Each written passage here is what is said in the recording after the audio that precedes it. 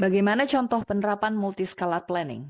Konkretnya, kalau kita lihat di dalam gambar ini, di level provinsi, misalnya kita ambil Kalimantan Selatan, pewarnaan itu sifatnya memang di level makro ya, sehingga kemudian kita tidak bisa langsung secara generalis mengatakan ada kebun tidak boleh di dalam kawasan pertanian. Itu baru bisa kita rincikan di level kabupaten, karena skalanya 1:50.000. Kalau skala provinsi ini kemudian kita besarkan dalam 1:50.000, ini yang kemudian harus hati-hati, karena penyusun rencana tata ruang provinsi tujuannya adalah mensinergikan antar kabupaten kota yang punya kepentingan sendiri-sendiri.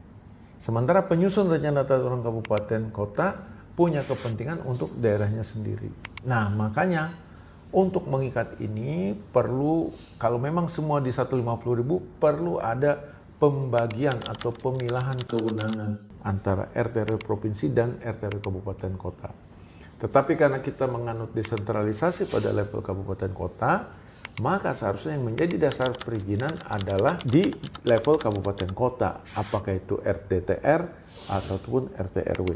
Provinsi hanya sekali lagi sifatnya koordinatif ya, bukan kemudian dipakai untuk dasar perizinan. Kalau kita zoom lagi ke dalam kawasan-kawasan, ada kawasan perkotaan, ada kawasan produksi, ada kawasan lindung. Nah, di situ kemudian sifat yang kita sebut dengan rencana rinci.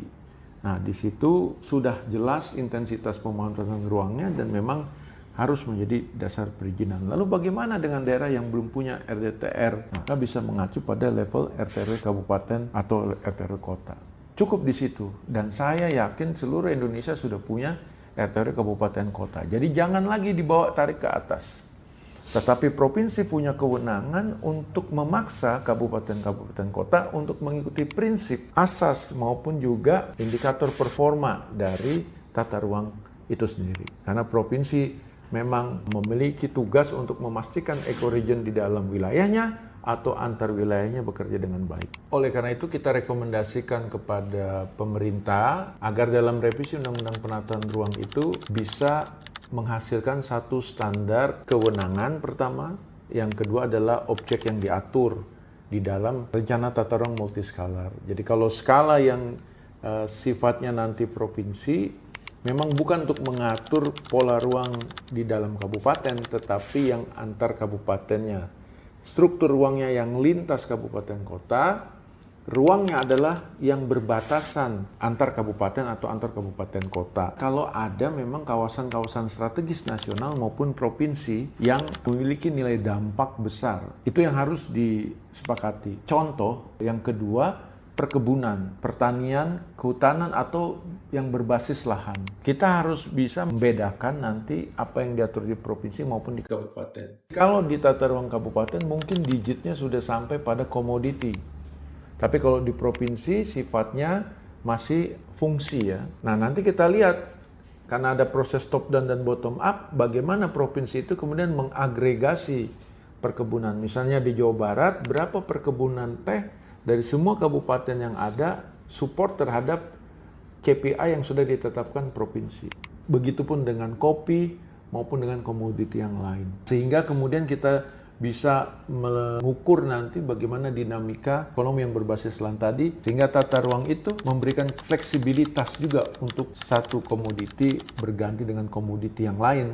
Tetapi fungsi perkebunannya memang sudah diarahkan dari level provinsi. Lalu misalnya juga yang sifatnya struktur ruang ya, atau infrastruktur, jalan, air, energi, drainase, itu kan semua punya hierarki.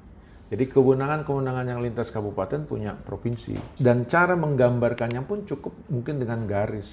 Tapi nanti kalau sudah di level kabupaten, dia sudah sifatnya poligon yang kemudian secara penampakan bisa kita zoom in dan kita bisa lihat bagaimana kegiatan-kegiatan di atas dari jaringan infrastruktur tersebut. Standar ini yang kita harapkan bisa masuk ke dalam revisi Undang-Undang Penata Ruang sehingga kemudian kementerian-kementerian teknis lainnya mengikuti standar yang dimaksud ini sehingga penggambarannya nanti tinggal dimozaik antar semua kementerian, lembaga teknis yang mengisi ruang selama ini. Kita harapkan ini bisa diwujudkan dalam waktu dekat. Ini adalah baru salah satu dari banyak hal yang harusnya kita akan dorong perubahannya di dalam revisi Undang-Undang Penataan Ruang. Tetap bersama channel 34 Khas ini untuk mengupas banyak hal yang perlu kita perbaiki di dalam praktek perencanaan di Indonesia.